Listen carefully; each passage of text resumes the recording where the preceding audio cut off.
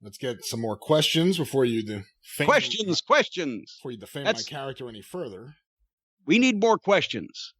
This one was sent in to CornyDriveThru@gmail.com from Josh Kotsabasakis.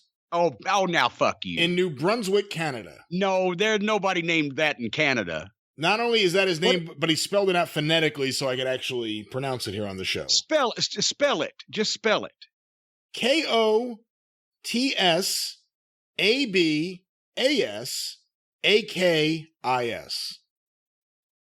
Well, he sounds like that Welcher Katsaboulis.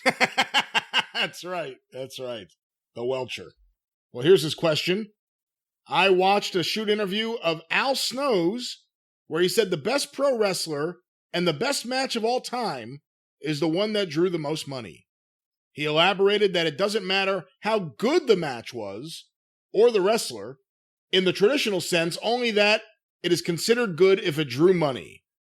So based on his own admission, does this make Al Snow the worst professional wrestler of all time? God damn. Hey, come on now. Oh, for heaven. Wait a minute. Stop mocking me! Now, come on, for heaven's sake. That's a good one. For heaven's sake. You shall rue this day. But go on, start ruing. I see where Al was going with that, with trying to either go for a real deep or thoughtful or provocative take or whatever, but actually, no, that's not really the answer to that question. The answer to the question, what is the best wrestling match of all time, is not the match that drew the most money.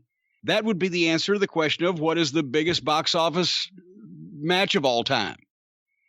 You can have, and you can have a great match in a empty building, as we've seen, Charlotte and Rhea Ripley did it. But that doesn't mean that it drew any money.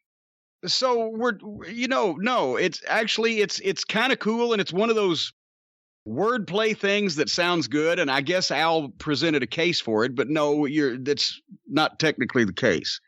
You can have a rotten wrestling match that draws a lot of money, Andre the Giant versus Hulk Hogan, because of the people involved and the way it was built and the way that people saw those individuals in their minds. Like I've said before, Steve Austin is a great fucking worker, but the shittiest thing he did was stomping a mud hole in somebody. When it got to the point there when he was really over, where his foot never even touched him. But he was so over himself as the idea of Steve Austin, as the personality of Steve Austin, that people refused to see it in their minds. It didn't connect. That's why I've always said guys that are over can get away with doing shit. Guys that aren't over can't get away with doing anything. Fucking dodgy. So, no. There are great matches that don't draw. There are rotten matches that do draw.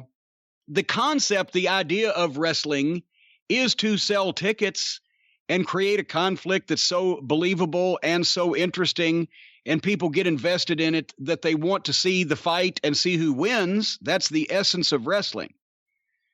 But you still don't have to call a match that sells out the biggest building in the world a great match. It was a great house, but it doesn't have to be a great match.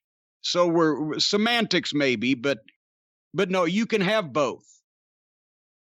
For the people who know they'll never outdraw Austin versus Rock, but still feel they can be a great wrestler, still have hope. You can have the greatest match of all time, possibly, even if you don't draw the biggest gate of all time.